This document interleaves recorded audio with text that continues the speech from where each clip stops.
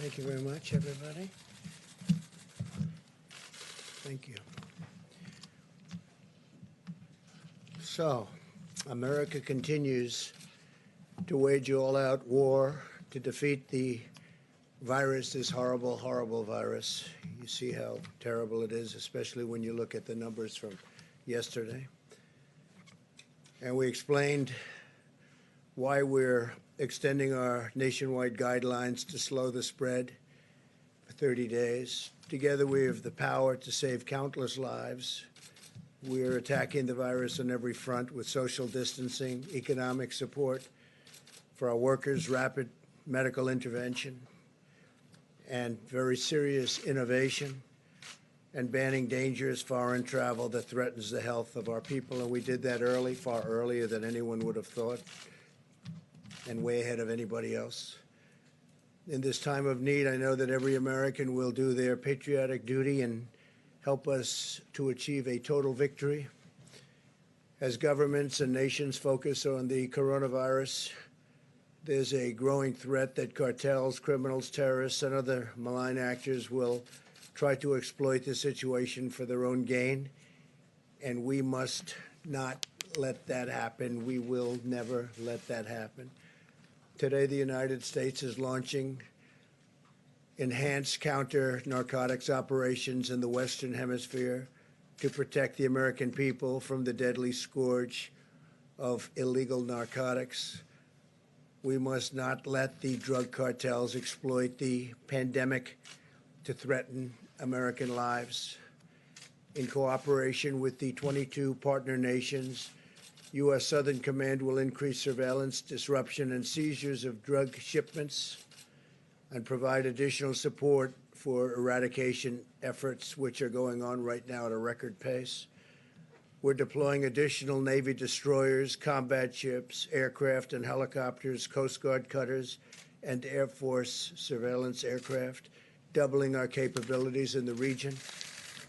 Very importantly, our forces are fully equipped with personnel, protective equipment, and we've taken additional safety measures to ensure our troops remain healthy. Secretary Mark Esper, Attorney General Bill Barr, National Security Advisor Robert O'Brien will provide more details. In addition, I'm going to have General Milley, who's done an incredible job in so many ways, say a few words, and also with us, our Chief of Naval Operations, Admiral Gilday, who you know, I think you know, and Commandant of the Coast Guard, Admiral Schultz. So I'm going to ask Mark to start, and then we can go. And after that, we're going to take questions as it pertains to this, and then we'll go on to phase 2, which is the virus itself. Okay? Thank you. Please, Mark. Well, thank you, Mr. President, and good afternoon, everyone. I appreciate the opportunity to be here today as we make this very important announcement. At a time when the nation and the Department of Defense are focused on protecting the American people from the spread of the coronavirus, we also remain vigilant to the many other threats our country faces. Today, at the President's direction, the Department of Defense, in close cooperation with our interagency partners, began enhanced counter-narcotics operations in the Eastern Pacific Ocean and the Caribbean Sea. This initiative is part of the administration's whole-of-government approach to combating the flow of illicit drugs into the United States and protecting the American people from their scourge. I want to thank all of our partners in this effort, to include the United States Coast Guard, the Department of Homeland Security, the Drug Enforcement Agency, the Department of Justice, and members of the intelligence community for their tremendous support and cooperation. To conduct these enhanced operations, the President has directed the deployment of additional ships, aircraft, and security forces to the United States Southern Command area of responsibility. Included in this force package are Navy destroyers and littoral combat ships, Coast Guard cutters, P-8 patrol aircraft, and elements of an Army Security Force Assistance Brigade. These additional forces will nearly double our capacity to conduct counter-narcotics operations in the region. Additionally, 22 partner nations have joined us in this fight, bringing with them a variety of intelligence and operations capabilities needed to defeat these criminal organizations. Last year alone, United States Southern Command's operations resulted in the seizure of over 280 metric tons of drugs, much of which was designated for shipment to America. While this was an incredible achievement, there is much more work to be done. Transnational criminal organizations continue to threaten our security by smuggling cocaine, fentanyl, methamphetamines, and other narcotics across our borders. These drug traffickers put our communities at risk and destroy lives. Every year, tens of thousands of Americans die from drug overdose, and thousands more suffer the harmful effects of addiction. Furthermore, corrupt actors like the illegitimate Maduro regime in Venezuela rely on the profits derived from the sale of narcotics to maintain their oppressive hold on power. The Venezuelan people continue to suffer tremendously due to Maduro's criminal control over the country. Drug traffickers are seizing on this lawlessness by increasing their illicit activities. We must do more to prevent these drugs from arriving at our shores. These enhanced counter-narcotics operations that are now underway will further disrupt the flow of illicit drugs to America, deny our adversaries the financial resources they depend on, and build the capacity of our partner nations throughout the region. I want to thank President Trump for his leadership and support to this critical mission. This is a particularly important time for this operation to begin. As nations around the world shift their focus inward to deal with the coronavirus pandemic, many criminal organizations are attempting to capitalize on this crisis. The enhanced operations we are announcing today will keep the pressure on these criminal groups and protect the American people from the devastation caused by the flow of illegal drugs into our country. Mr. President, thank you for your leadership as we begin this important operation. While the men and women of the United States military work hard here at home to fight the coronavirus, we continue to take action around the world to defend our great country. Thank you, and I'd like to invite General Milley. Thank you, Secretary, for those words, and thank you, Mr. President, for your leadership. And I want to publicly thank Admiral Craig Fowler, the commander of U.S. Southern Command out of Miami, for leading this operation, which is underway effective today, and also Admiral Gilday, the Chief of Naval Operations, Admiral Schultz, for their contributions to this from their services. There's thousands of sailors, Coast Guardsmen, soldiers, airmen, Marines involved in this operation. We came upon some intelligence some time ago that the drug cartels, as a result of COVID-19, were going to try to take advantage of the situation and try to infiltrate additional drugs into our country. As we know, there's 70,000 Americans die on an average annual basis to drugs. That's unacceptable. We're at war with COVID-19, we're at war with terrorists, and we are at war with the drug cartels as well. This is the United States military. You will not penetrate this country. You will not get past Jump Street. You're not going to come in here and kill additional Americans.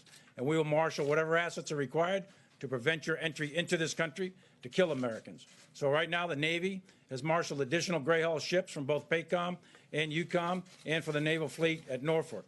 And they are set sail already, and they are in the Caribbean right now. In addition to that, there's 10 Coast Guard cutters, and there's Special Operations Forces and Security Force Assistance Brigades, along with Air Force reconnaissance aircraft. The bottom line is you're not going to get through. Now is not the time to try to penetrate the United States with illegal drugs to kill Americans. With the United States military, we will defend our country regardless of the cost. Thank you, Mr. President. Thank you, Secretary. Thank you, Mr. President. Thanks for your decisive leadership as we confront this unprecedented challenge posed by coronavirus. And I'd like to thank you for your support for this important initiative and thank all of the Secretary of Defense and all the services for taking on this important initiative. Obviously, during this crisis, we're all focused above all else on COVID-19. But at the same time, our law enforcement and national security work must go forward, protecting the American people from the full array of threats. For the Department of Justice, one of our highest priorities must remain destroying the Mexican cartels. Their trafficking is largely responsible for the deaths, as we all know now, of 70,000 Americans a year. And also the costs of this don't count the destroyed families, the destroyed lives, the draining of our national treasure as state budgets are crushed by the burden that this narcotic trafficking causes. The President has made clear that we are in this fight against the cartels to win, and that we are not interested in half measures, and that the threat posed by the cartel is not just a law enforcement threat, but a national security threat as well. And in December, building on your success with the Mexican president in forging a cooperative relationship in the area of immigration, you asked me to go down and meet with the president, Lopez Obrador, and our Mexican counterparts to see if we could also establish a more comprehensive and coordinated effort with the Mexicans in confronting the cartels. And we've had some successful visits and discussions, and currently have an array of activities underway against the cartels. And we anticipate, along with the Mexicans, that these are going to bear fruit in the months ahead. But it quickly became clear that we can obtain the most immediate results, the best bang for the buck, where we increase the assets involved in interdiction on both the Pacific and Atlantic side of Mexico and the Central American countries. For years, the cartels have been using these sea routes to take the cocaine up from principally Colombia, now also out of Venezuela. And these sea routes on both coasts have become the primary means of bringing cocaine up to the United States. Because of the superb work done by the Defense Department and our intelligence community, we know exactly, most of the time, where these traffickers are at sea.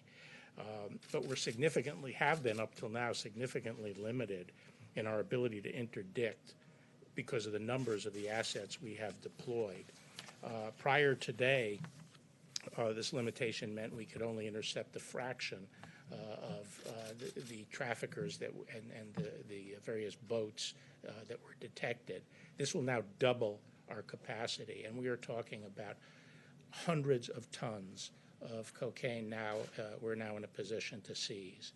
So this is going to radically improve our interdiction efforts and put tremendous pressure, we think, on the cartels. And the effort that Southcom is undertaking is going to save lives by taking drugs off the street. Last week, I announced the unsealing of charges of narco-terrorism, drug trafficking, and other crimes against the former Maduro regime, 16 members of that regime, and their involvement in trafficking of 250 metric tons a year. A lot of that comes by sea, as I discussed at that time, but also because of the pressure we're applying by our sea interdiction, they are trying to establish an air route out of Venezuela up into Central America, which is one of the reasons we're trying to move firmly against that corrupt regime. You know, this drug war has gone on for many decades, and at times in the past, we've had great success and great results, and at times we've taken our eye off the ball. Fortunately, not in this administration, and I'm grateful that you, Mr. President, have brought focus to this fight and the determination to use whatever tools are necessary to win the fight. The cartels have to be defeated, both for the people of this country and for the people of Mexico and Venezuela. So I'd like to thank you again, Mr. President, Secretary Esper, for providing the wherewithal required to help win this war against the cartels and others who seek to send illicit drugs into our country. And with that, I'd like to introduce Ambassador O'Brien.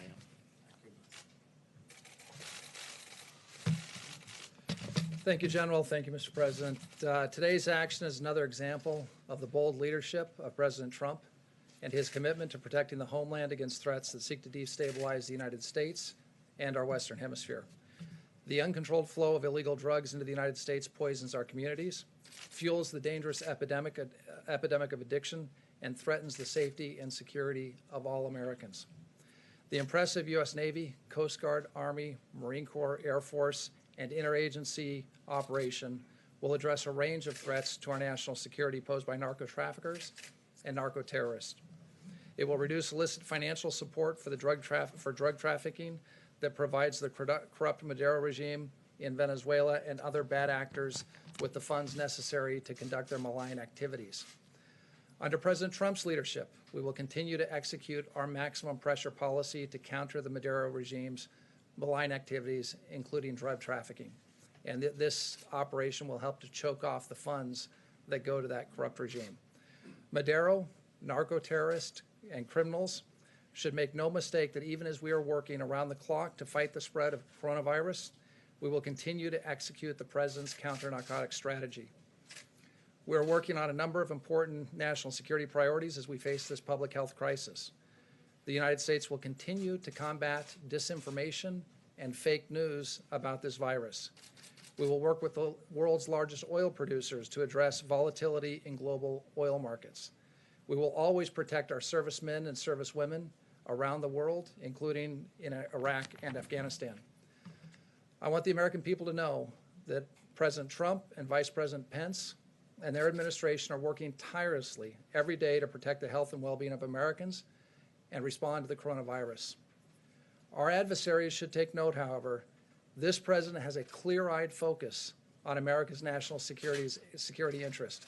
And let me be clear, it would be a mistake with terrible consequences for any adversary to attempt to do us harm during this health crisis or ever for that matter. Thank you very much. Thank you, Mr. President. Okay. So do we have any questions on this? Because this group is going to go back to work. We're going to leave. John? Question either for you, Mr. President, or Secretary Esper. What has changed that is allowing these assets to be deployed now, whereas General Barr said in the past they were not available? Well, for a long time, we've had a lot of drugs coming into our country, and it's not that it's increased. We've probably got it down a little bit, but it's still a tremendous number. Families are being ruined, lives are being ruined. It's an incredible thing, especially as you're at this position. You would never believe it. I see things that nobody would believe. I see reports that nobody would believe. So I met with the group behind me, all of them, and we said, what do you think we can do? And they think they can interdict. They think that we can stop it before it gets to the shores. And they're coming from all over the place. And we have incredibly talented people. So I think I'm going to let Mark just give them a little bit of an answer to that. But we just want to see if we can stop a good percentage of the drugs coming into our country. Sure thing. Thanks, Mr. President. So first of all, it's simply a matter of prioritization. The President's given us very clear guidance on what's important to him and protecting the American people. And as some of you know, I began a review months ago looking at all of our different geographic combatant commands and looking at where we can free up time, money, and resources to put into other endeavors. In this case, we had scrutinized our inventory fairly closely. Chairman Milley did a great deal of work on this with Admiral Gilday, and we felt that there was no risk to the fleet, to our operations, to free up, in this case, naval ships. We also freed up aircraft and other assets to apply them to this presidential priority. And, of course, the Coast Guard did the same. So it was a very good operation. We feel this is very important to the American people and completely in line with the President's direction. And how long will you be able to keep up this operational tempo? Well, it depends. What we're going to do is we're going to run it for some matter of time. I'm not going to disclose how long that will be, and then we will assess it. And then we'll make adjustments from there. We may increase, we may decrease, we may sustain as is. But this will be an assessment we will do as an interagency team. We'll report back to the President, and we'll take further guidance from there. And, you know, we didn't do it for this reason, but it'll also have an impact on the virus because we have people trying to get in. So not only drugs, but now we have a new phenomena, and that's at least for the next, hopefully, short period of time, the virus. So we'll be able to have an impact on that too, please. Yeah, Mr. President, could you expand on that a little bit because you tie it to COVID-19, saying that these drug cartels were taking advantage of the situation, of this pandemic. How exactly? Well, because we're focused on so many other parts of the country and even parts of the world. And all of a sudden, areas where we had it clamped down pretty tight. In fairness, you know, the wall is up to about 160 miles already. And any areas where we have that wall, it's for the most part contiguous. We have fill-ins, but we're up to 161 miles exactly. And any place where you have that wall, other than walking around it on the edges, it's stopping everybody cold. I mean, we're stopping. Nobody's seen anything like it. That's how good it works. And the other side knew it worked that well, everybody, because everybody was for it 5 years ago. All of a sudden, they changed. It's having a tremendous impact. But we are now focused on so many different things because of what's happened, because of this horrible, I say it's a horrible phenomena, that now we've got to focus on drugs. And the drugs come in from different methods, and we have the best people at sea anywhere in the world. So we'll have a tremendous impact on drugs. But one of the other things will also have an impact, we think, on the on the virus. Okay? Yeah, please. Ambassador O'Brien, did China underreport both the number of cases and the death toll from the coronavirus? And if that's the case, Mr. President, what does that mean for our relationship with China and your relationship with President Xi? Well, number one, I think the president has a great relationship with President Xi, and we'd like to have a great relationship with China. Unfortunately, we're just not in a position to confirm any of the numbers that are coming out of China. There's no way to confirm any of those numbers. There's lots of public reporting on whether the numbers are too low. You've got access to those reports that are coming out of Chinese social media and some of the few reporters that are left in China. We just have no way to confirm any of those numbers. Thank you. We really don't know.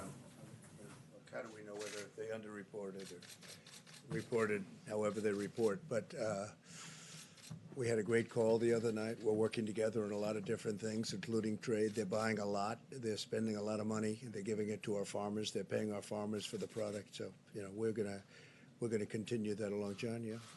I have another one, sir. You tweeted earlier today that there was, you have uncovered intelligence that there was a sneak attack being planned against American troops, American assets in Iraq. Are we talking about Kataib Hezbollah again? Also, No you're one saying, said, but we just have information that they were planning something, and it's very good information. It was led by Iran, not necessarily Iran, but by groups supported by Iran, but that to me is Iran. And we're just saying, don't do it. Don't do it. It'd be a very bad thing for them if they did it. the last time they did do it in early March at Camp Taji, there was a response from the military against Kataib Hezbollah and Kataib Hezbollah alone. Your That was a tweets, very powerful response, by the way. That response knocked out 5 different places, but it also took out a lot of very bad people. your tweets seem to suggest, though, that if it happens again, it may go up the food chain. Well, that was a very big response. You know, we knocked out a lot. They hit one site, we hit 5 big ones in ammunition sites. You saw what happened. And I won't say how many people were killed, but some bad people were killed, and a lot of them. That was a big response. But this response will be bigger if they do something. Yeah, you have one, please. Yes, thank you, Mr. President. Just going back to your conversation with President Xi, wondering if you received an intelligence report that talked about the discrepancy in the numbers, and if you addressed that with President Xi. We have not received that, but their numbers seem to be a little bit on the light side, and I'm being nice when I say that, relative to what we witnessed and what was reported. But we discussed that with him, not so much the numbers as what they did and how they're doing. And we're in constant communication with, I would say the biggest communication is myself and President Xi. The relationship's very good. Look, they're spending, they will be spending when things even out. This is obviously a little bit of a hurdle, what's happened over the last month. But they'll be spending $250 billion buying our product, $50 billion to the farmers alone, $200 billion to other things. They never did that before. So we have a great trade deal, and we'd like to keep it. They'd like to keep it, and the relationship is good. As to whether or not their numbers are accurate, I'm not an accountant from China. Strain things at all in terms of the trade deals? No, because people just don't know. People don't know where did it come from. I think we all understand where it came from, and President Xi understands that, and we don't have to make a big deal out of it. We didn't like the fact that they said it came from our soldiers, and they haven't pursued that. It was, and that was a mid-level person said that. That was not a high-level person, so I will always assume the best. I'll assume the high-level people didn't know about it. It was a foolish statement. So, look, the relationship with China is a good one, and my relationship with him is, really good.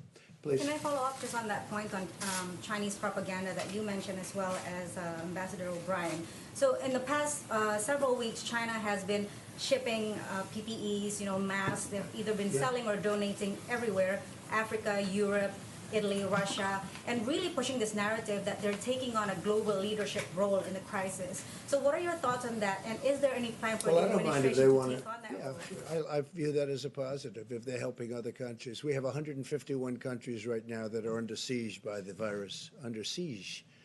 Some are doing really badly. They don't know about social distancing. These are countries that aren't highly sophisticated. They don't have great communication to the rest of the world. They don't know the things that we're doing and that some others are able to do. And if China can help them, I'm all for it. I'm for all of us helping everybody. We're soon going to have more ventilators than we need. We're building thousands of ventilators right now. Now, it takes a period of time to build them. And again, nobody could have known a thing like this could happen. We're building thousands. We will fairly soon be at a point where we have far more than we can use, even after we stockpile for some future catastrophe, which we hope doesn't happen. We're going to be distributing them, the extras, around the world. We'll go to Italy, we'll go to France, we'll go to Spain, which is in very hard hit. On that note, is there any truth on reporting that your administration is stopping shipment of USAID stockpiles of PPEs abroad? No truth whatsoever. No. Your No, administration we is want. not. I would love China and other countries if they have additional supplies, medical supplies, to give to other countries. 150. Why would I stop that? Wouldn't that be terrible to stop it? Is the U.S. stopping shipment of our own stockpile through USAID to other countries? No, whatever we have, whatever we've committed to, we commit. But we also need a lot for ourselves, so we're very focused on that until we get over this. So obviously, we're not going to be shipping too much until now. We do have excess of certain things, and we don't have enough of others.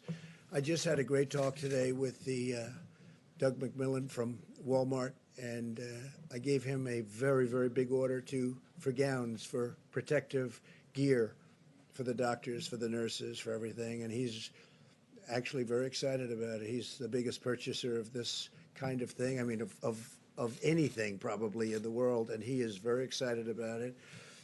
And he said, what size? I said, it's almost unlimited. When you look at these hospitals, the amount that they order, you almost say, how could they possibly use so much, whether it's masks or the protective gear?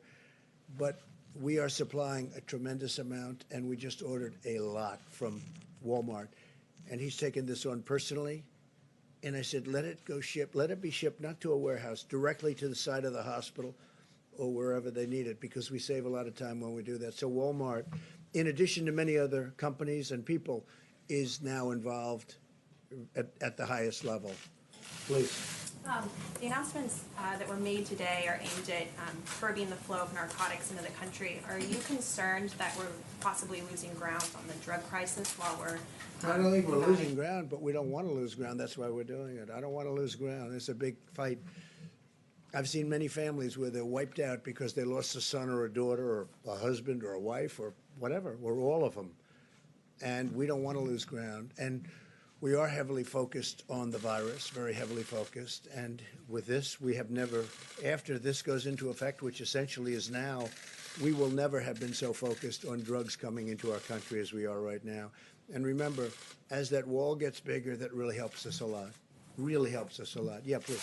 Is the Mexican government or any other Latin American government working in conjunction with this operation to help that drug? Many of the governments are, and Mexico in particular is. And Mexico right now we have 27,000 Mexican soldiers on our southern border, keeping people out of our country. And very few people are coming into our country right now. And as we complete, again, the wall, in addition to the 27,000 soldiers, it's a very tough place to come into. When I took over, people were coming in and they were bringing whatever they wanted. They were bringing drugs of any type, and now it's very hard for them, and it will get harder and harder. But the president of Mexico is a great guy who's really helped us a lot.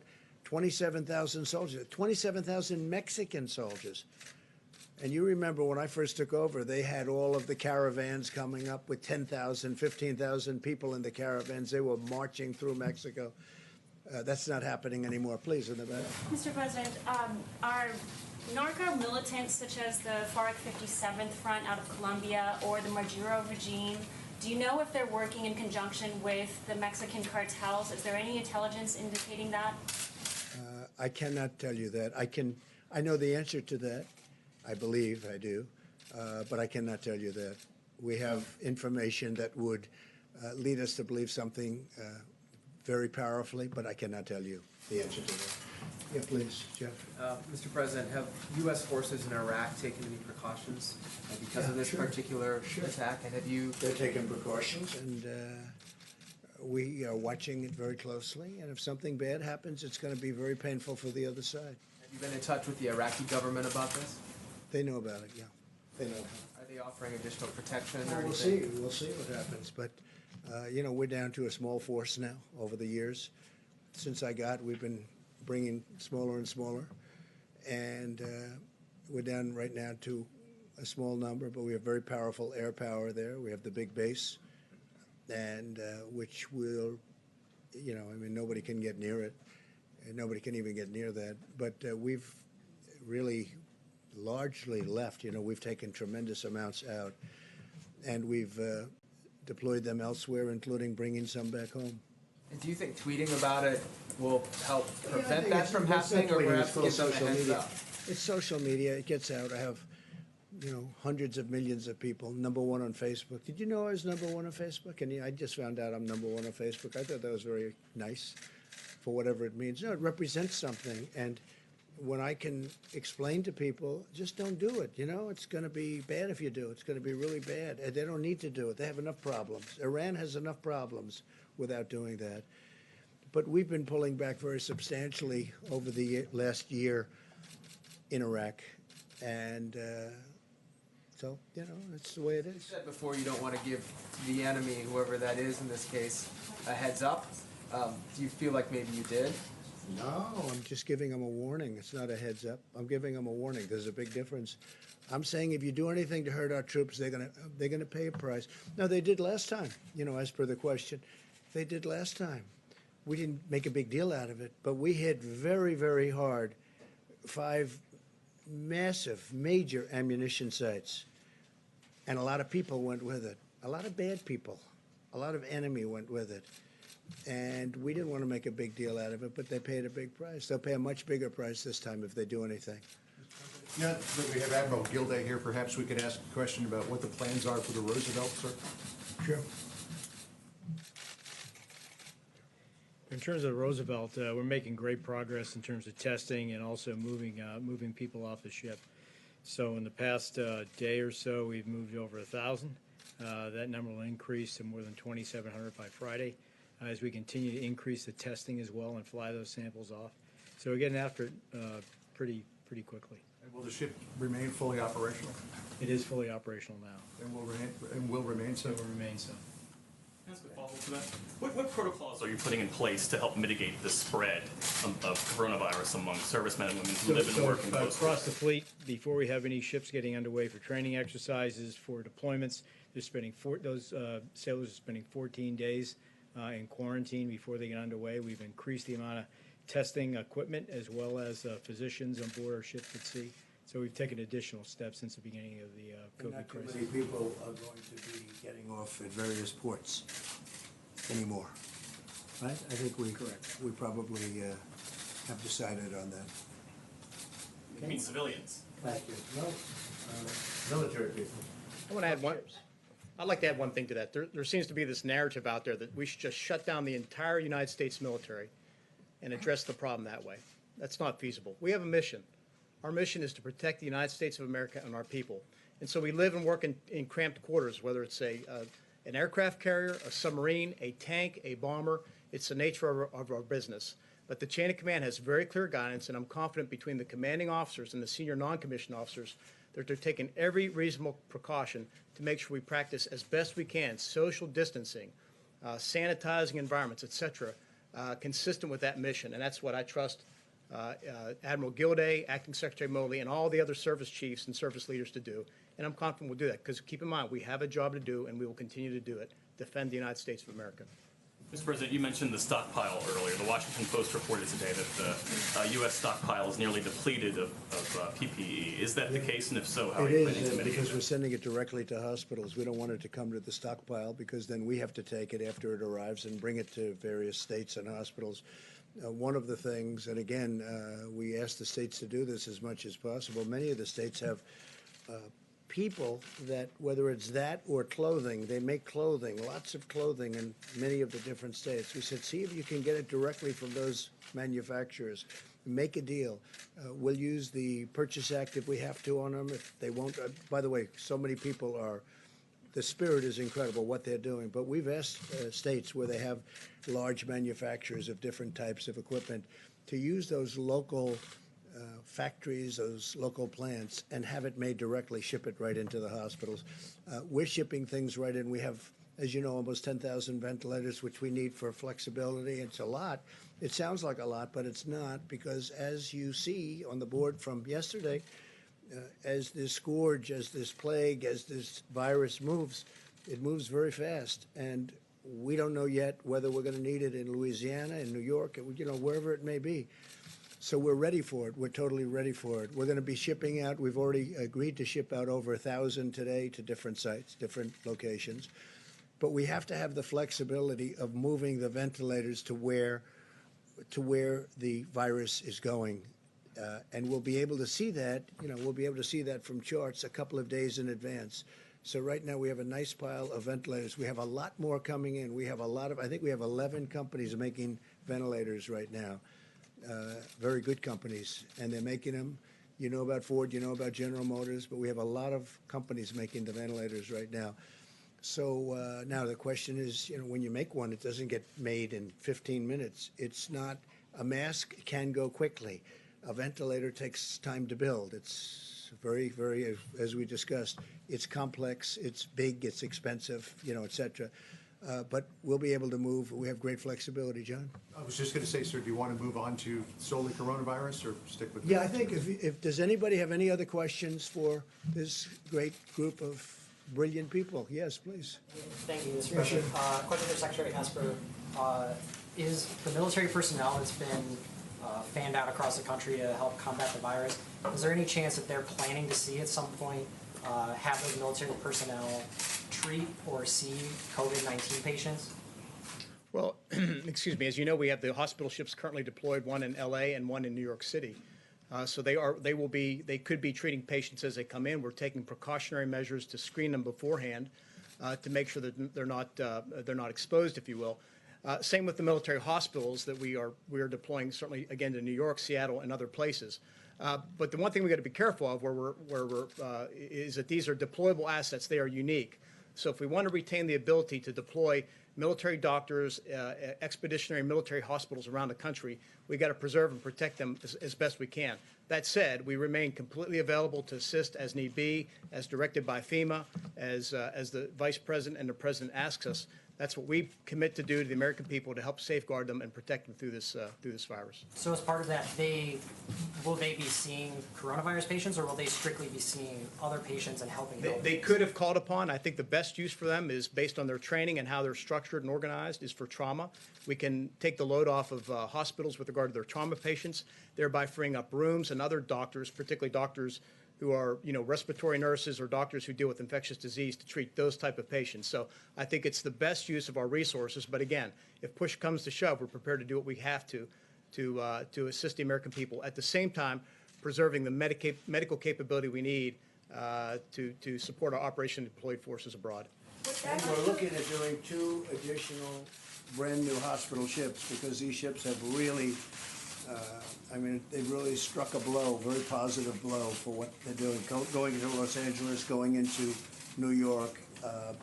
So we're looking very seriously at building 2 additional ships of about the same size. Building 2 new ones or deploying 2? It'll either be, building, but we're looking at building either 2 new ones or doing the renovation of another large ship. But this has really worked out well, so probably 2 brand new ones. So, Mr.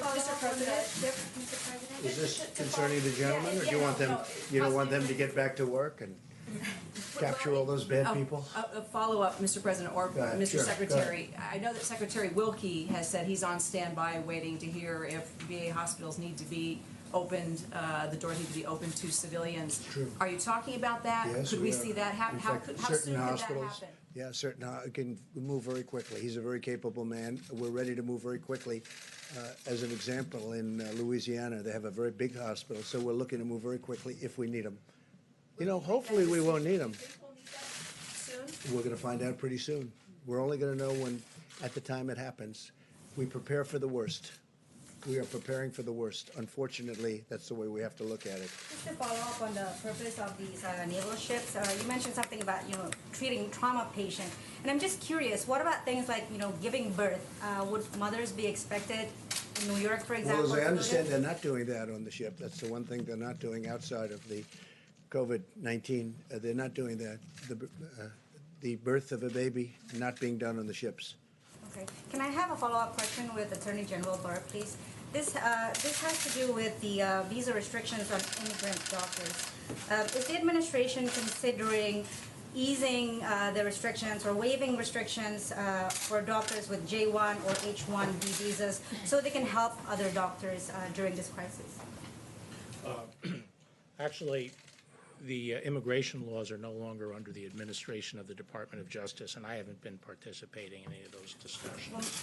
What about you, Mr. President? Can you respond to that One question, more for Mr. this group President? back here. To Secretary Esper, the WHO, this is on the topic of coronavirus in Iran.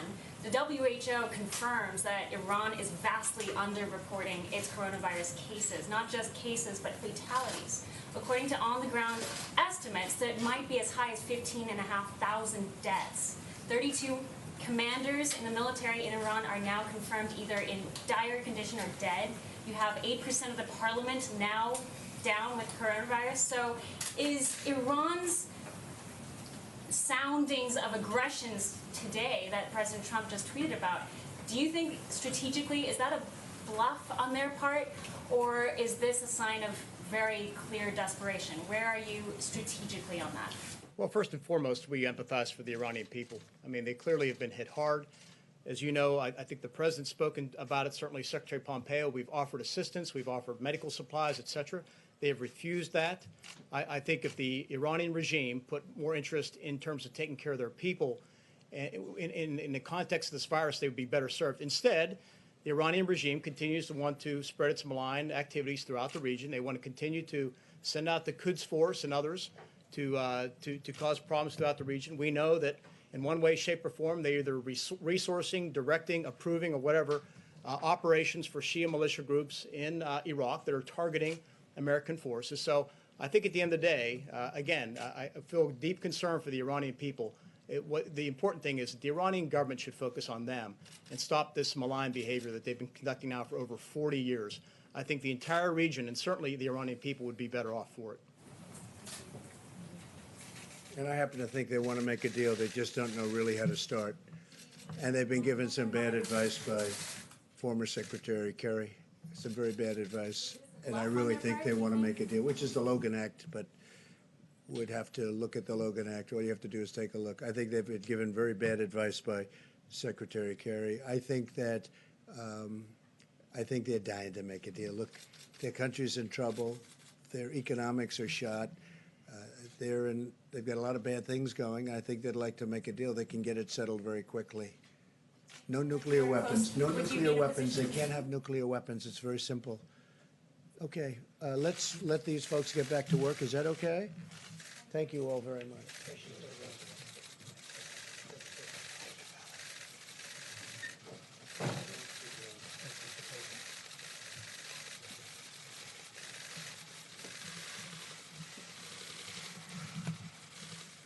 So as we deploy our service members to combat both threats abroad, invisible enemy at home, earlier today I spoke to our nation's incredible warriors and military families. Spent a long time on the phone with thousands and thousands of families that were hooked in.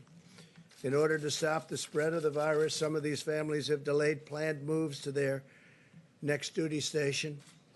And in other cases, military families are also waiting longer to welcome home their heroes from deployment. There's a tremendous burden to bear, and the families have been involved with us for so long, and they are incredible. Without the families, they couldn't be the great service members that they turned out to be, and they understand that. And I must say, protecting our military families is our top priority. So they understand what's happening with respect to the virus, and they understand it well. They've been fantastic. As Commander-in-Chief, I'm deeply grateful for our service members, their spouses, and their children, whose love, devotion, and sacrifice keeps America strong. To make, procure, and deliver crucial medical supplies to our doctors, nurses, and healthcare workers, my administration is leveraging the might of American manufacturing, supply chains, and innovators across the industry and across every industry. And I just told you about Walmart, and I could tell you about many more. Hanes is making protective gear and masks, and we're making tremendous amounts of product. There's never been anything like it. At the same time, I tell the governors, get it yourself if you can from your local companies and your local warehouses and factories. If you can do that, you should do that. Because of the actions that we've taken under the Defense Production Act, manufacturers and suppliers are sharing with FEMA and HHS their planned orders and allocations to states and to hospitals all over the region. This enables FEMA and HHS to work closely with states, local governments, and private sector to allocate critical resources to highly impacted areas. Working together, we're entirely focused on getting materials to the right place at the right time. So we wanted to go directly to a hospital or directly to a certain state location, and ideally not even hit the state's warehouses. If we can avoid the warehouses, it's even better because they go directly into a hospital. And one example of that is Ohio, the great state of Ohio. Senator Rob Portman called today, and he asked for some help and got us, did a tremendous job, along with Mike DeWine, the great governor of Ohio, to facilitate a donation of 2.2 million gowns. 2.2 million gowns. Think of what that is, 2.2 million, to the Strategic National Stockpile from Ohio-based Cardinal Health. Cardinal Health, we appreciate it, and they're making much more than that and different types of things. We're profoundly grateful for their contribution to protect the lives and safety of our healthcare professionals. Cardinal's been working with us very well. FEMA and HHS formed a historic partnership with the private sector called Project Airbridge to bring supplies from other countries to the United States, including gloves, gowns, goggles, and masks. These supplies will soon be distributed around the country. We have large cargo planes coming in from various parts of the world. Every day, new plane loads are landing in cities such as New York, Miami, Chicago, Los Angeles. Additional flights have been scheduled, and we're adding more and more. And they're actually coming in ahead of schedule. A lot of these flights are coming in with a lot of material ahead of schedule. The amount of usage, the amount of need is something that nobody's ever seen before. We are getting so much, but no matter how much we get, they seem to use it up very quickly. More than 17,000 National Guard personnel have now been activated all across our country. On Tuesday, the Vice President sent a letter to the governors calling on them to have plans in place to use the National Guard to move medical supplies from warehouses to hospitals. So a lot of times we'll deliver supplies to a warehouse in a state, someplace in New York or in New Jersey or in Connecticut or wherever it may be, and they're having difficulty getting it moved. So what we're doing, if we don't bring it directly to the hospital, is we've authorized, it was a special authorization, the National Guard to go into that facility and to move it for the state. So the National Guard is moving a lot of this equipment and medical supplies into a hospital or into an area where it's needed by the state. As I said yesterday, difficult days are ahead for our nation. We're going to have a couple of weeks, starting pretty much now, but especially a few days from now, that are going to be horrific. But even in the most challenging of times, Americans do not despair. We do not give in to fear. We pull together, we persevere, and we overcome, and we win. This week, every American heart is joined with the people of New York as they continue to bear the brunt of the pandemic. To every New Yorker, please know that we are by your side. I love New York. And every day we will be with you. And it could very well be that others take over from New York. There are some areas, some hot spots in other states that are really exploding. Some, like Louisiana, were very late. And then all of a sudden it was like an explosion.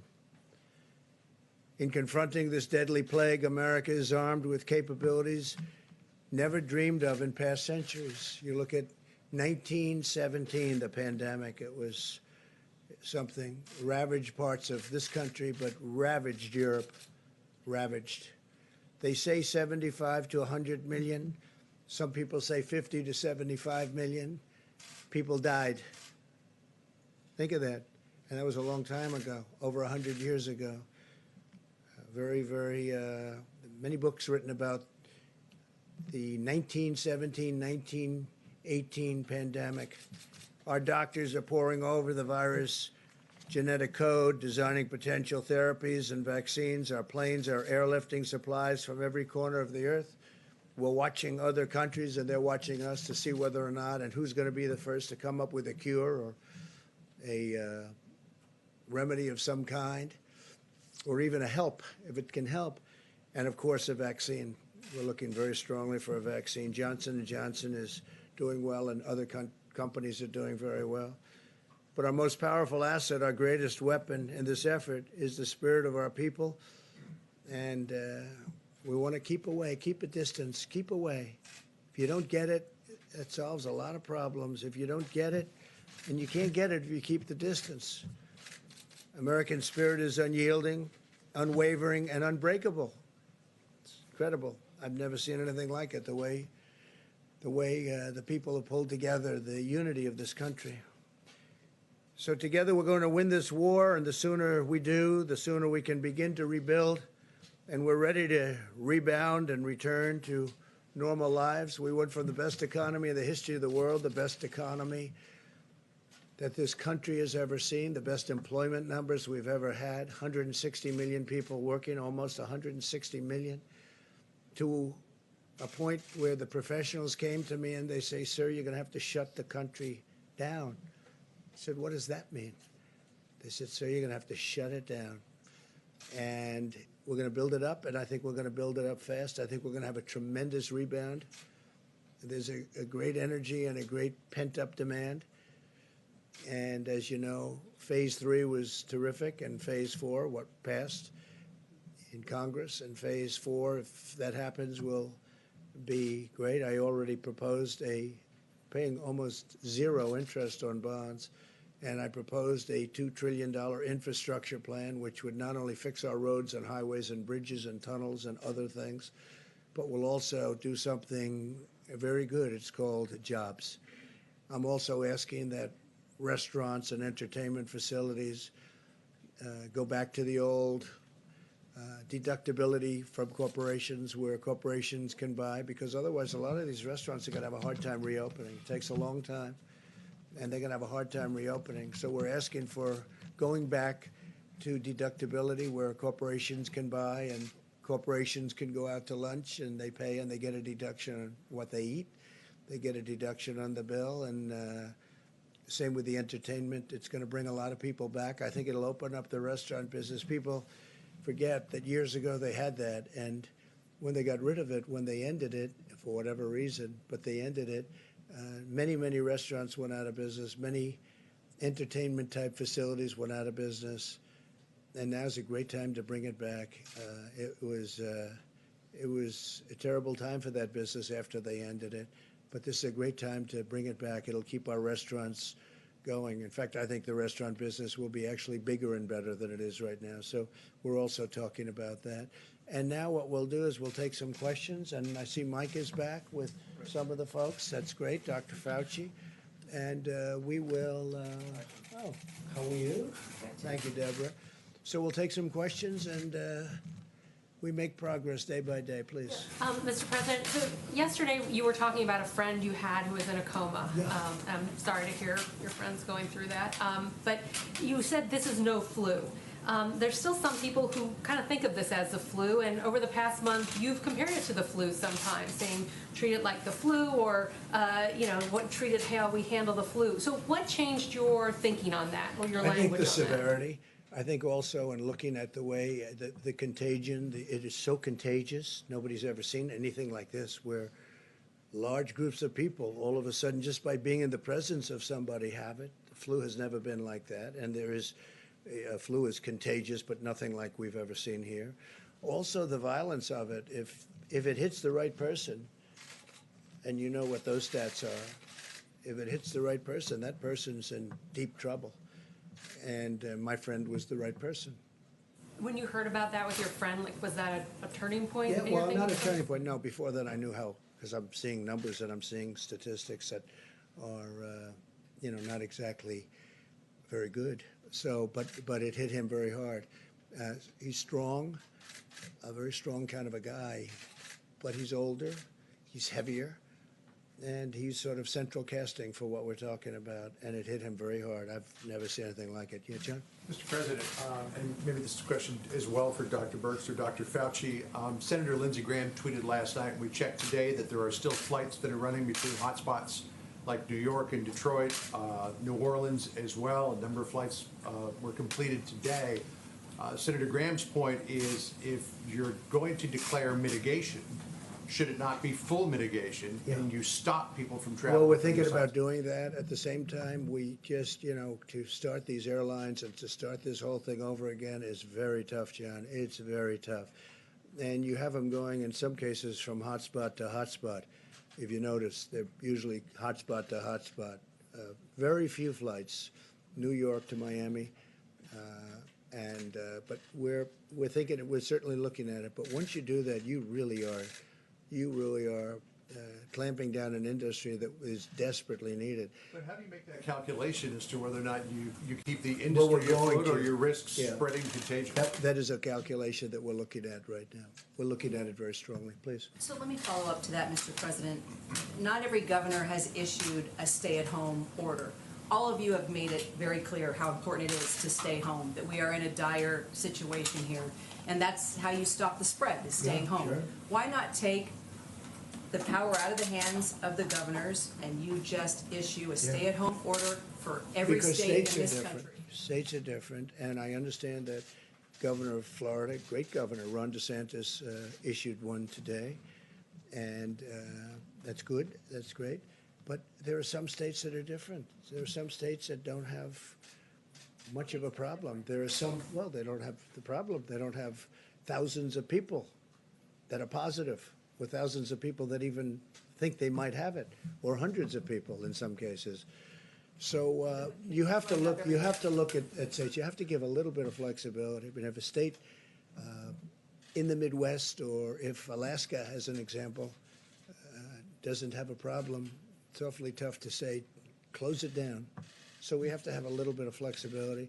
Look, we're helping governors. We're really here to help governors. They're the front line of attack. And that includes in purchasing, by the way. We're here and we're backing them up. And there's never been a backup like we've given them. We've given them billions of dollars worth of things, medical supplies and ventilators, thousands and thousands of ventilators. We have thousands under construction right now. We have thousands ready to go in case they need it. There's never been anything like this. I mean, they've done really, the people have done incredibly. We're building hospitals all over the country. We're building hospitals right now at a rate that has never even been contemplated before. They're mobile hospitals, but they're really not mobile. I mean, they're incredible structures. But we're building many hospitals, Louisiana, New Jersey, New York. We just finished a massive hospital complex. And we also have medical centers built in New York. I mean, we're building hospitals at the rate that this country has never done before. And hopefully it's all going to work out. Follow up on defense, sir. Yes, Mr. President, I just want to make sure we're clear. On the planes, are you looking at just curtailing routes between certain hotspots, or is it broadly around? Well, we're looking at the whole thing, because we're getting into a position now where we want to do that. We have to do that. And so we're looking at the whole thing. Yes. So, and we may have some recommendations. Second question on economics. Just with oil, oil prices are very low. Yeah. The Saudis have increased production. I know that you've spoken about liking low oil prices, but then there's also the industry aspect. Like from 1950, these oil prices. And that's when they had big dollars, big, beautiful dollars. So do you advocate cuts? Do you advocate cuts to production? Do you? Well, look, we have a great oil industry, and the oil industry is being ravaged. And as you know, Russia, and I spoke to President Putin, we had a great call. Russia, Saudi Arabia, I spoke with the Crown Prince, so we had a great call. But I think that they will work it out over the next few days. If you ask me, I think it's too simple not to be able to. They both know what they have to do. So I think I have confidence in both that they'll be able to work it out. But it has ravaged an industry worldwide, not here. I mean, worldwide, the oil industry has been ravaged. So there was a lot of oil production to start off with, and then on top of it, it got hit with the virus, and business went down 35, 40%. So that business is a tough one. And, you know, they have ships all over the sea. I told you yesterday, all over the sea, massive tankers that they're using for storage. They go out and they just sit there. There's no place to go. They have massive amounts. Now, gasoline is going to be 99 cents a gallon and less. You know that. That's already starting. It's popping up, 99 cents. So that's like giving a massive tax cut to people of our country. When we try and get the airlines going, if fuel is costing much less, it helps with getting the airlines, which is always a tough business, always has been a tough business. But with that being said, look, I want to get that industry back where it was. We were doing records in that industry also. We want to get it back to where it was. So I think that Saudi Arabia, Russia, they're negotiating, they're talking, and I think they'll come up with something. I'm going to meet with the oil companies on Friday. I'm going to meet with independent oil producers also on Friday or Saturday, maybe Sunday. But we're having a lot of meetings on it. I think I know what to do to solve it. But if they're unable to solve it, then I think I know what to do to solve it. Can you give us a glimpse we of what won't you're mention doing? it now, but it's tough. I think I know what to do to solve it. We don't want to lose our great oil companies. You know, we're the #1 producer of oil in the world. And a month ago when you said that, it was great. Today when you say it, it's not so meaningful. But I do believe there's a way that can be solved, or pretty well solved, and I'd rather not do that. I think that Russia and Saudi Arabia at some point are going to make a deal in the not-too-distant future, because it's very bad for Russia. It's very bad for Saudi Arabia. It's very bad. I mean, it's bad for both, so I think they're going to make a deal. You know, the free market is a wonderful thing. It's amazing how it can work, but I think they're going to make a deal, yeah. Yeah, please, with that. Mr. President, a couple of questions, one for you, one for Mr. Wolf, if possible. Over 5 million immigrants in this country do pay taxes through their IT numbers, yet they will not receive any money in their stimulus package, and no undocumented immigrant will receive any aid from the government during this crisis. How do you suppose they survive during the COVID-19? Well, you know, you're saying undocumented, meaning they came in illegally. And a lot of people would say we have a lot of citizens right now that won't be working. So what are you going to do? It's a tough thing. It's a very sad question. I must be honest with you. But they came in illegally. And we have a lot of people that are citizens of our country that won't be able to have jobs. Now, I do think once we get rid of the virus, I think we're going to have a boom economy. I think it's going to go up rather quickly, maybe very quickly, and maybe slowly, but it's going to go up, and it'll all come back. And I think it's actually going to come back stronger than what it was because of the stimulus. But it's a really sad situation, and we are working on it. I will tell you, I'm not going to give you a hard and fast answer because I just want to tell you it's something I think about, and it's something we're working on. Please. Mr. Wolf? Go ahead. Thanks, Mr. President. Question for Dr. Fauci. Looking beyond when we're on the other side of this curve, are we looking at living with some sort of social distancing guidelines essentially until there's treatment or a vaccine? For example, people looking forward to the summer talk about, going to baseball games, going to concerts. We have political conventions over the summer. Are things like that possible or safe without a vaccine or a treatment in place? Yeah, I think if we get to the part of the curve that Dr. Burke showed yesterday, when it goes down to essentially no new cases, no deaths at a period of time, I think it makes sense that you're going to have to relax social distancing. The one thing we hopefully would have in place, and I believe we will have in place, is a much more robust system to be able to identify someone who's infected, isolate them, and then do contact tracing. Because if you have a really good program of containment that prevents you from ever having to get into mitigation, we're in mitigation right now. That's what the social and physical distancing is. The ultimate solution to a virus that might keep coming back would be a vaccine. In fact, I was on the weekly conference call with the WHO-sponsored group of all the health leaders in the world who are dealing with this. And we all came to the agreement that we may have cycling with another season. We'll be much better prepared. We likely will have interventions. But the ultimate game changer in this will be a vaccine, the same way a vaccine for other diseases that were scourges in the past that now we don't even worry about. And Tony, how are they doing with the vaccine stuff? I mean, the vaccine is, as I said, it's on target. We're still in phase 1. There were 3 doses that we had to test. We've been through the first 2 doses. We're on the highest dose now. When we get that data, it'll take a few months to get the data to feel confident to go to the phase 2. And then a few months from now, we'll be in phase 2. And I think we're right on target for the year to a year and a half. And do you mind me asking, you and Dr. Birx, have either of you received threats of any kind, or have you been given a security detail, given that you've been out here every day on camera speaking? Well, I mean, anything that has to do with security detail, I'd have to have you refer that question to the Inspector General of HHS rather than my answer that. Can I follow up on testing? He doesn't need security. Everybody loves him. Can I follow up on testing? Besides that, they'd be in big trouble if they ever attack. You know, he was a great basketball player. Did anybody know that? He was a little on the short side for the NBA, but he was talented. He won a game. I read the story. He won a game that was unwinnable against a great team. And his whole team said, we can't beat this team. And he went in and they won the game, right? That was a couple of years ago. But a few years ago. The head never changes. The attitude never changes. Could I ask Dr. Fauci? Yes, please. I know he loves being up behind the podium. He so does. much. Like pulling teeth, like going to the dentist.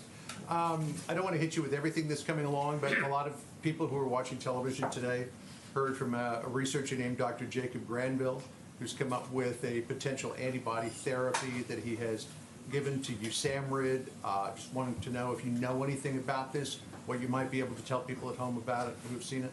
You know, John, I don't know specifically this individual, what they're doing, but I can tell you there's a lot of activity that is centered around a passive transfer of antibodies in the form of convalescent plasma, one. The number is to get immune globulin that you precipitate out of the plasma, and another is monoclonal antibody. It's based on the same principle of if you have a protective antibody, passive transfer of that could provide not only protection prophylactically, but also treatment. This is an old concept. In fact, immunology was born decades and decades and decades ago with the concept of giving passive transfer of serum to an individual to protect them from an infection. So I wouldn't be surprised if he and a number of other people are pursuing this. It's the right thing to do. Can I follow up on antibody testing, please, Dr. Fauci? At what point can we as a country expect there to be a widespread antibody testing so we know exactly what we're dealing with here, as well as other questions such as, when can people who are deemed to be healthy donate blood, for example? Okay, so when you talk about antibody testing, there are a couple of things that you want to do. You want to find out if someone has been infected and whether or not they're going to ultimately wind up being protected. Antibody testing right now is not the first thing on our priority. It's something that we need to do is testing to see if someone is infected. It is very important ultimately to be able to get a feel for what the penetrance of the infection was in society for a number of reasons. You get a better feel of what the impact has been, but also you get a better feel of what the herd immunity would be. So I can foresee in the future that when we get the facility, which we'll have for sure, I mean, ultimately you can get a test that could do this reasonably easy, and do the kind of what we call serosurveillance study. This is very analogous that Dr. Birx and I were talking about that a lot. And that is back in the day when she and I were both doing the HIV/AIDS issues back when we first discovered the virus in '83 and we had an antibody test in 1985. We found out by serial surveillance representative in different populations that we were dealing with the tip of the iceberg when we saw individuals who were the ones who actually got infected. It gave us a really good feel for how many people were infected, how many are doing well, and how many are getting ill. I foresee that we'll have that same sort of information, which will be important information. But right now, that's not our immediate problem. It's not your priority, but can you give a sense of whether it will happen this year? Let me just follow up with that, because I think As I discussed before, I just want to thank all the epidemiologists and scientists out there who worked with us over the last 4 weeks on models. They really, many came forward and really supported us. Right now, we're in talks with a whole series of universities. We have the most brilliant scientists in the world in our universities in state after state. Some of them public health universities, some of them basic science. All of them have received NIH grants for HIV or other development of assays in the past. I've talked to a lot of them over the last few days to really ask them to develop these simple ELISA tests that could be used rapidly in their healthcare centers, because immediately it's easy to do. We've all developed ELISAs. So in a day or two after development, they could screen their entire hospital. I think that would be very reassuring to the healthcare workers who have been on the front line. We worry about them every day. And so I've really called on every university and every state to develop ELISAs. You can buy the antigens and the controls online, and really work to test entire healthcare communities in your states and support them that way. At the same time, we worked in sub-Saharan Africa on what we call dry blood spots. So we're looking at, could you use that in a community while we work on the point of care test, where you just dot blood onto this paper, and then that can go into the lab and be analyzed. That would allow us to look in nursing homes and other long-term care facilities immediately. And then finally, we've reached out to the developers of the rapid test, the ones who developed it for malaria, the ones that developed them for HIV. It's exactly the same concept and process, to ask them to rapidly develop these tests, because I think we owe it to the frontline healthcare providers, not only to provide them RNA tests, but many of them have been on the front line now for 4 weeks, may have become exposed. We now know there's asymptomatic. And I think really being able to tell them the peace of mind that would come from knowing you already were infected, you have antibody, you're safe from reinfection 99.9% of the time. And so this, I think, would be very reassuring to our frontline healthcare workers. And our universities can do that by Friday. So I'm putting that challenge out to them to really work on that and do that. That's what we did in the early days. We had ELISAs up and running within days of having the antigen. And so this is what's really possible. So we're not waiting. We're asking for help now. Potentially, this could happen soon, even within this month, if people It could take happen up that soon, challenge? within this month, if the universities help us. Absolutely. Dr. Burke, Mr. President, on Florida, Governor DeSantis says that he spoke with you before issuing his He stay-at-home did, order. spoke to me this morning. He has some loopholes in that for. That I don't know, he spoke to me this morning, he knows what he's religious doing. events, for example, Very good large governor. religious groups can meet together. Now, that doesn't really agree. Who can? Religious groups, I like didn't churches speak to him can meet. about it, but he did speak to me this morning, we talked about it, please. Full mitigation, sir. Does that go against your model? Because that's not full I mitigation. don't know, I'd have to look at what he did. Back to the healthcare workers on the front lines, following up with Dr. Burks as well. Hazard pay. You have said you have wanted that for the healthcare workers on the front lines. I know Secretary Mnuchin has mentioned something about that possibly in I the like it. fourth level of the stimulus I package. like it. But can you make it happen now? Do we have to wait for a fourth stimulus? Well, I think it's something we're discussing in terms of bonus or bonus pay. It doesn't have to be called hazard pay, it could be called, hey, look, I watch those people go into hospitals that I know. I talked about one of them, right? But I watch them walk into those hospitals, and they walk in men, women, young, middle-aged, not so many older ones. And I watch them, they're almost like, and I think I take the word almost out, they're like warriors. They're going in. People are cheering. Where there's a building across the street, the people are screaming, they're clapping, they're like heroes. The Empire State Building. No, I will tell you, I think it's incredible. They're like warriors. They're like soldiers. And we're gonna be doing something for them. So whether it's bonus, because we're hopefully gonna be over this relatively quickly. It's gonna be vicious for a period of time. But hopefully we're gonna be over this. You have a lot of questions today. Look at you. You know this young lady behind you? Never met her before in my life. We're practicing social distancing. That's good. That's a good idea. Makes our marriage strong. That's good for a marriage, right? There are a lot of people who are worried about getting sick, and do they end up in a hospital? People who are uninsured, and will they be crushed by medical bills? You were considering last month already in March, reopening the healthcare.gov exchanges. There has been a determination not to do that. Could you tell us what the rationale was behind that Okay, you decision might- and what you have as an alternative? Okay, they took that up under the task force, and maybe, Mike, you want to say a few words about that? Well, thank you, Mr. President. And what I can tell you is that the President has made a priority from the outset of our task force work to make sure every American knows that they can have a coronavirus and they don't have to worry about the cost.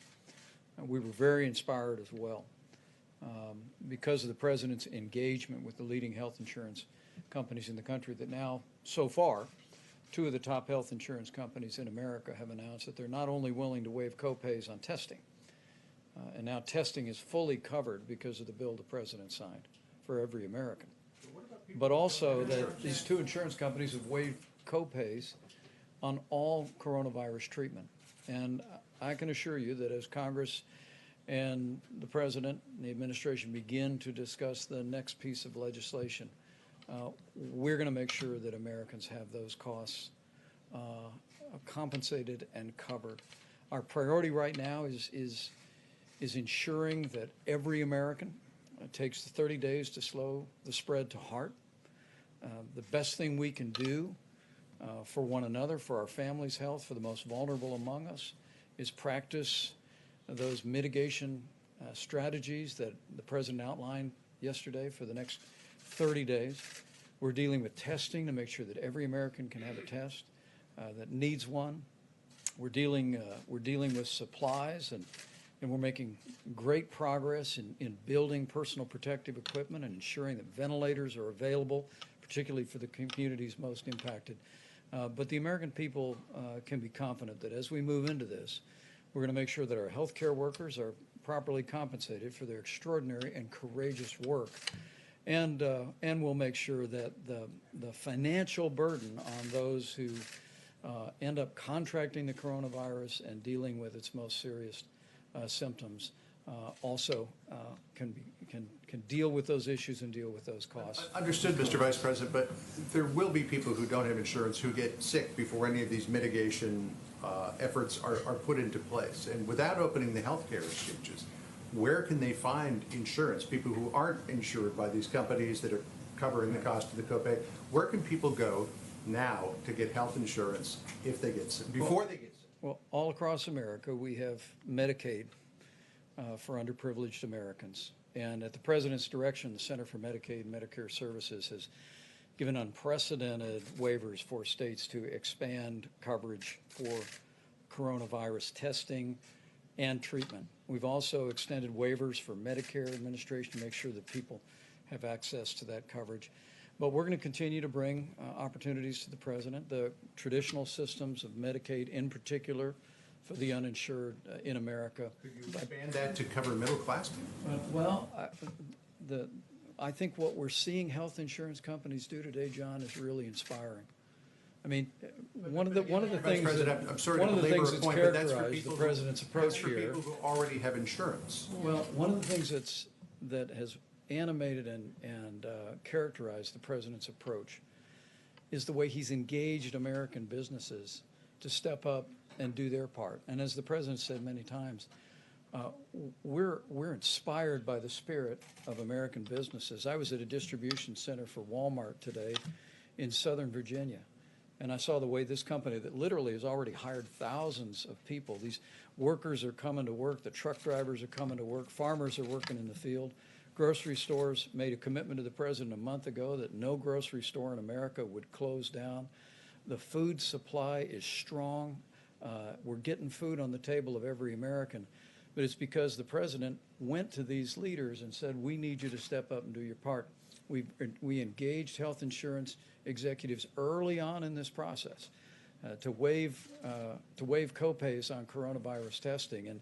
And because of the engagement, and frankly, because of that patriotic and compassionate spirit that's being reflected, we've already seen 2 of the largest insurance companies in the country announce that they're going to be providing full coverage, free of charge for coronavirus treatment. I fully expect, I think as the President does too, that we'll see more of that for people that have insurance. We'll continue to provide flexibility for Medicaid for people that don't have insurance. We'll make sure that Medicare has the flexibility to meet this moment. For seniors, when we remember that seniors with underlying health conditions are the most vulnerable to serious outcomes from the coronavirus, but we'll get through this using the full weight of the federal government and the full strength of the American economy. John, I think it's a very fair question, though, and it's something we're really going to look at because it doesn't seem fair. If you have it, you have a big advantage, and at a certain income level you do. I think it's one of the greatest answers I've ever heard, because Mike was able to speak for 5 minutes and not even touch your question. No, I said that's what you call a great professional. But let me just tell you, you really are, it's really a fair question, and it's something we're looking at. Well, I think I mean, just in terms of a fair question or not, I always endeavor to ask fair questions, but this is a huge worry for people in this country who are in that donut hole. They don't have commercial insurance. They don't qualify for Medicaid. Right. What do they do? Group, and it's a pretty big group. We're looking at it. I mean, we spent the entire 2000 election talking about the donut hole, and it's still there. Yeah, we are. I haven't been up there yet, though. You know, the other people have been talking about it. No, I mean, and they haven't spoken. This was 20 years ago we were talking about it. But they're talking about it. They're talking about it. I know, but they're talking about it in the 2020 election too, and nobody's gotten to it. Nobody's talked about it at all. Mr. President? I think we will. Yeah, I think we're going to get to it. I think we're going to get to it. I don't think the other group will get to it. They haven't even spoken about it, and it's a big group of people. Are you committing that there's No, something I'm not committing, but it's do, something we're going to the look at. I can't commit. I have to get approval from it. I have a thing called Congress, but it's something we're going to look at, and we have been looking at it. In the, you mentioned in this congressional bill, the sort of phase 4, you would like to see something. If there is a there. phase 4, but we're certainly looking at certain things. We want to help restaurants, entertainment. We want to help because it's jobs, not that restaurants, it's jobs, tremendous amounts of jobs. So we're looking at that. We're looking at infrastructure. I mean, we think of it. We will have spent $8 trillion, and you know, it's way back. We're way pulled back, but we will have spent $8 trillion in the Middle East, and yet our roads are in bad shape, our bridges, our tunnels, bad shape, and we're going to be the talk of the world again soon. But we want $2 trillion. We will have spent in the Middle East, and all we got out of it was death and cost. But all we got out of it was death. Millions of people. You have to look at the other side, too. Millions and millions of people killed. Our great soldiers, thousands killed, so many wounded, hurt. And yet when we want to go and fix a road someplace, we want to do what we want to do in our country. No, it's time that we spend money on our country. That's what we're going to do. It's time that we start spending on our roads and our bridges and our schools and all of the things that we're supposed to be spending on. And people are finally getting used to it. And you could look at all of what we've done in the Middle East, way back in so many different places, way back in other countries too, by the way. And I've gone to other countries that are very rich. I said, I'm sorry, you're going to have to reimburse us for our costs. They don't even want to know what I'm talking about. It takes them 20 minutes to figure it out because nobody's ever asked them to do that. And they're doing it.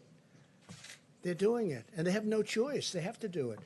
So it's time that we start spending on the USA. Okay, please. Mr. President, this is a question for the Vice President.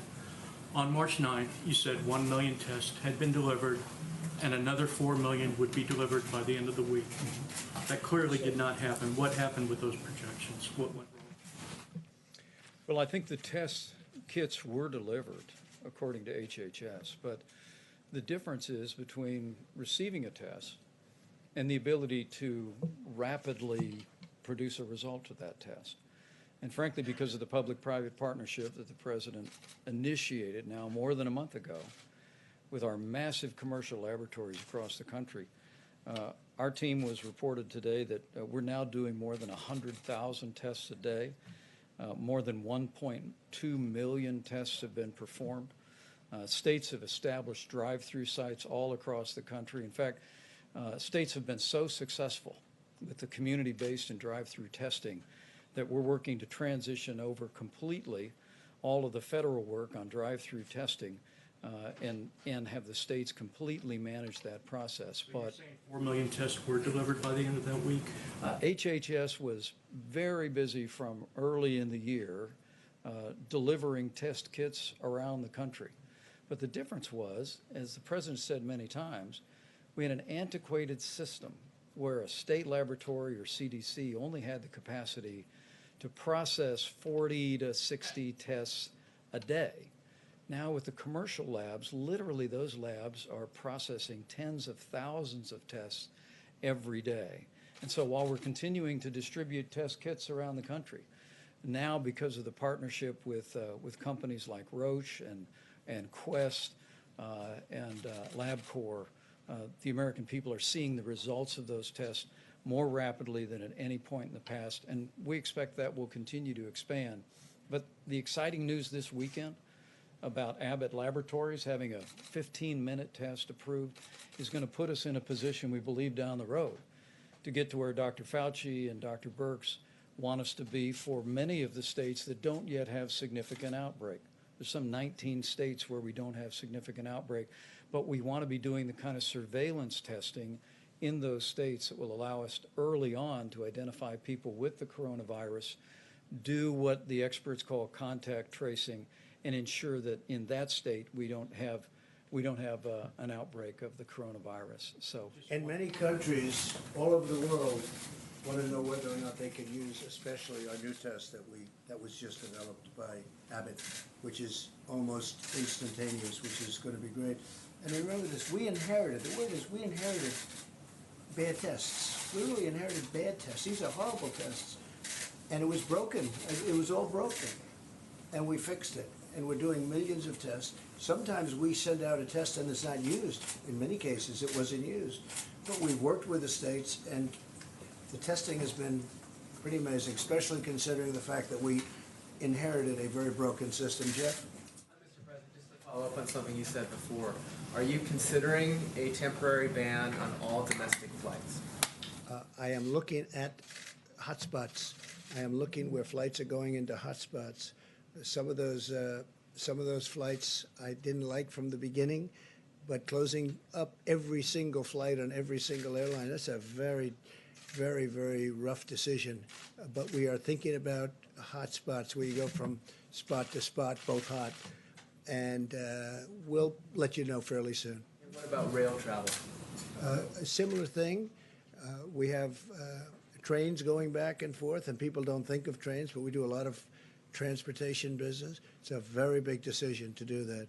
And we're pretty late in the process from the standpoint that this is starting. You're going to start seeing, I think, over the next couple of weeks, you're going to start to see us hit a top and start coming down. So we'll make those decisions. Those are very, very big decisions from the standpoint of the future of our country, in a way, in the future of our country. We have to get our country back. We have to start moving again. We have to start working again. They're doing tests on airlines, very strong tests for getting on, getting off. They're doing tests on trains, getting on, getting off. But when you start closing up entire transportation systems and then opening them up, that's a very tough thing to do. There continues to be a lot of public confusion about the use of masks. What is the The White reuse. I love the sterilization of the mask. So, Ohio company, you can sterilize the N95. You can sterilize that mask for up to 20 times. Think of that, up to 20 times. We're throwing them out, and they're very expensive masks. They're throwing them out, and I kept saying, one of the first questions I asked to Dr. Fauci, I said, "Why aren't they sterilizing or cleaning the mask?" Because I didn't, was it my thing exactly when we first heard about this? Nobody else knew it either.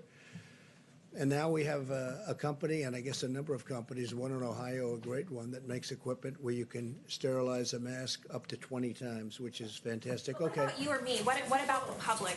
Should we be wearing masks out? We've heard lots of different recommendations. I don't believe, look, there's a big thing. A lot of people don't like it. Some people don't like it because you're taking it away from the medical professionals. Some people don't like it for other reasons. I don't see where it hurts.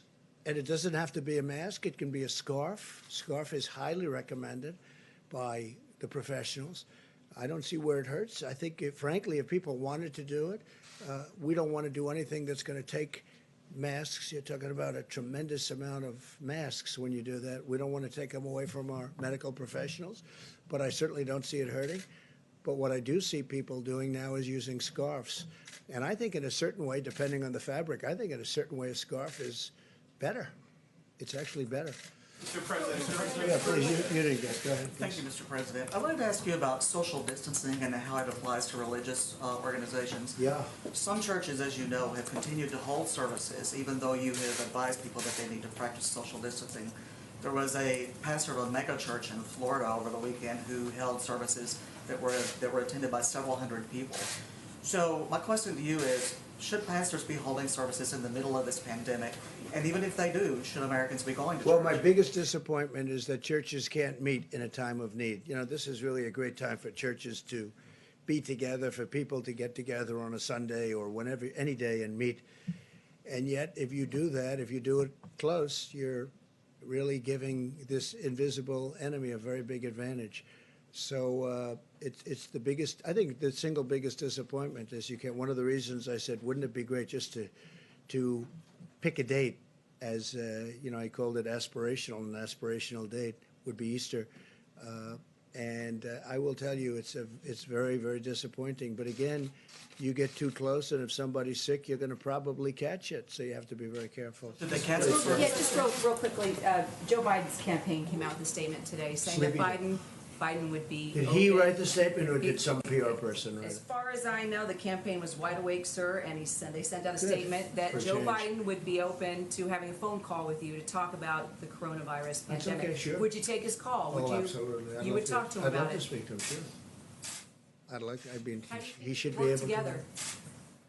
I always found him to be a nice guy. I don't know him very well, frankly, but I think he's probably a nice guy. No, if he'd like to call, I'd absolutely take his call. Okay? You could tell him. All right? But you have talked about the failings of the Obama administration in leaving you with empty shelves and no plans.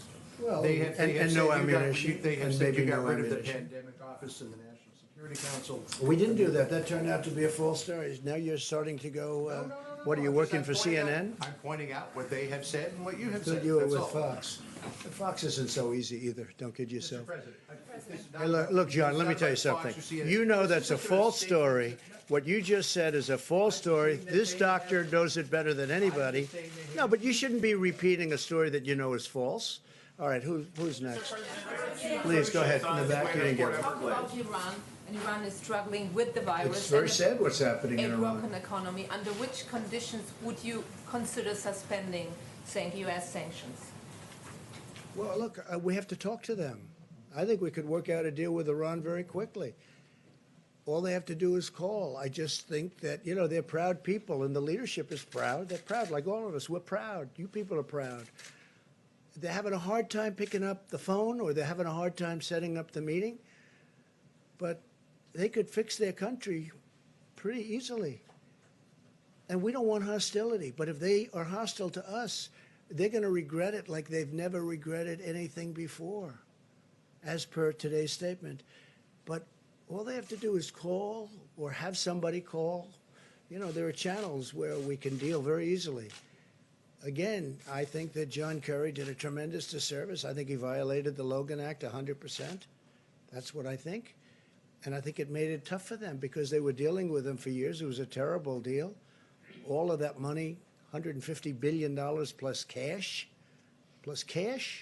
plane loads of cash, for a deal that was no good and was short term. Essentially, it was a short term deal. Who makes a deal for that kind of money and $1.8 billion in cash? I don't even know what that would look like. That would be, this room would have to be filled up 5 times with $100 bills, okay? Who makes a deal like this? And then on top of it, the deal's no good. All right, how about 1 or 2 more? Mr. President, Seattle police have reported a surge in calls about domestic violence. A number of groups have raised About concerns. Mexican violence? Domestic violence. A number of groups have raised concerns that the longer people are stuck at home, the more domestic violence cases there are going to be. Do you share those concerns, and what is being done Well, it to make could sure? be. It's another cost of not getting our country working. I mean, people are, now some people are getting along great. I've also had the exact opposite question. Families are coming together. They're actually coming together. They haven't talked for a long time, and now all of a sudden they're talking again. They're loving each other. So I've heard that too. But I also have heard domestic violence much, you know, at a higher level. and drug use because of, in this case, they'd lose their jobs. They had a great job, they had a great life, they have a great family. All of a sudden, a husband's told that he doesn't have a job anymore and he's got no money. And that brings drugs into it, that brings suicide into it. It's a terrible thing. We have to get our country going again.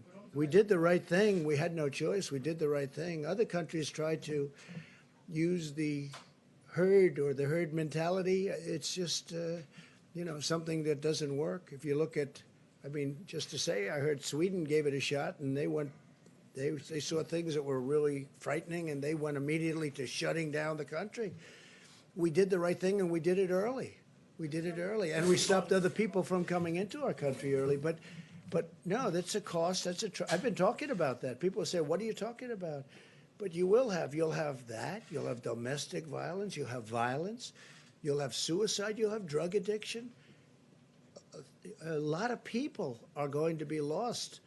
We want to get this open as soon as we can. I'll be the happiest person. So will you, everyone in this room.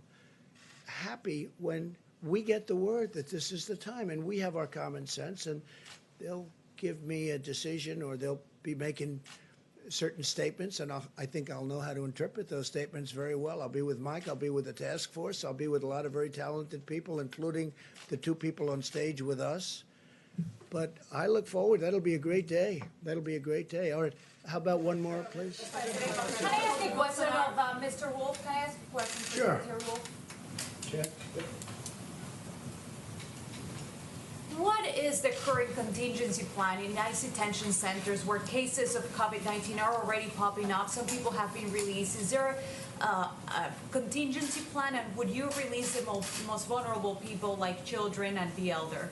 Well, ICE looks at, on a case-by-case basis, even well before COVID, on looking at certain detention facilities and determining on a case-by-case basis if they do need to release individuals. And when we do that, we often put them on alternatives to detention as well. In the case of COVID, we're looking at vulnerable populations, and again, ICE is doing that in conjunction with CDC and other medical professionals. And in some cases, we do need to do that for the health and safety and the well-being of those detainees. But again, that's a case-by-case basis. We're not going to make any blanket statement that we're going to release individuals of whole groups at a time. So it's really important, and I've said it twice now, it's really a case-by-case basis, determining the health of that particular population or detainee, the facility they're in. Different facilities have different capabilities, whether it's an ICE-owned facility or it's a contractor-owned facility. And so we're certainly doing that. We're doing that today. We've been doing that for the past several weeks. Did you say how many have been released? While you're up, could you talk about how tight that southern border is right now? Absolutely. We continue to build miles of the wall every day. We're up to over 150, I believe. We're continuing to build new miles of wall. And a lot of folks ask about replacement wall or new miles. And it's a new capability on our southwest border that we haven't had before. And so whether you talk to the agents, the Border Patrol agents, they like that capability, they like that impedance and denial that it provides them.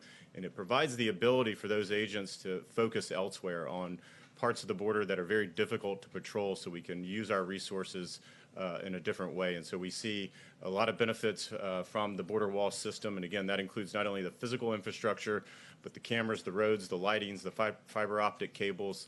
And we're looking forward, and we're still well on our track, well on our mark to meet 450 miles by the end of the calendar year. What actions are you taking Mr. Wolf, can I get one more question from you while you're here?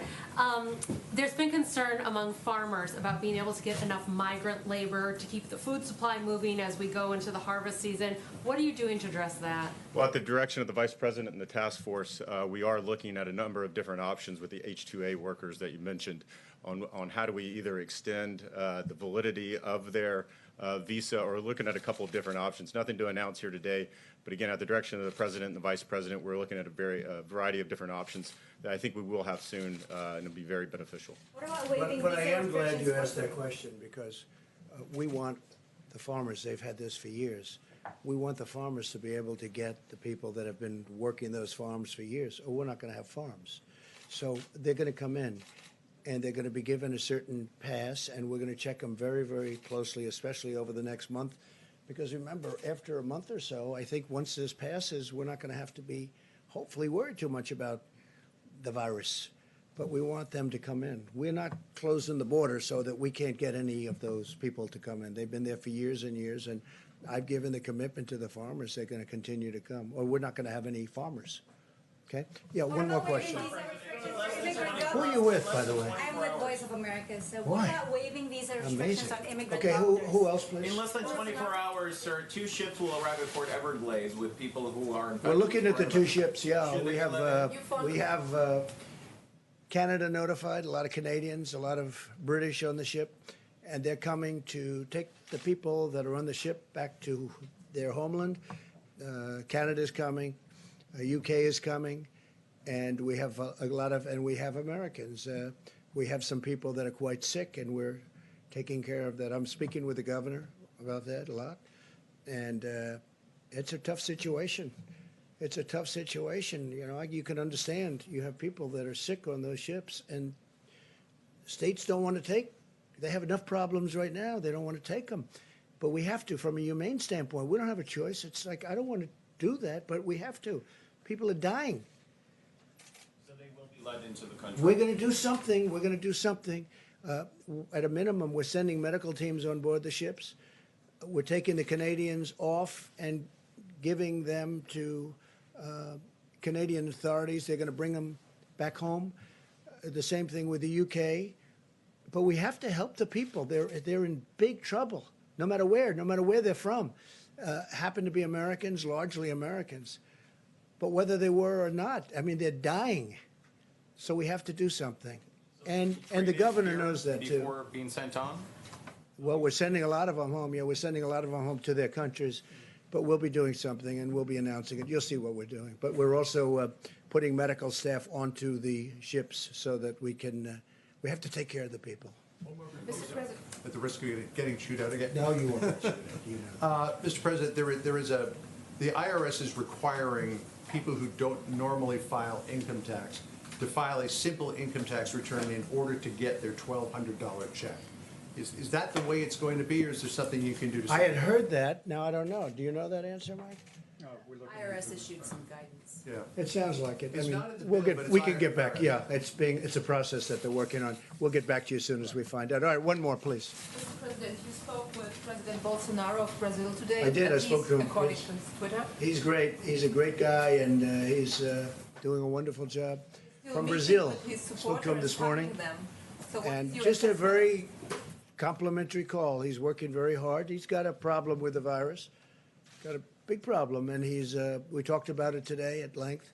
We had a call this morning, and Brazil is shut down, as you know. They weren't going to shut it down, but they had to.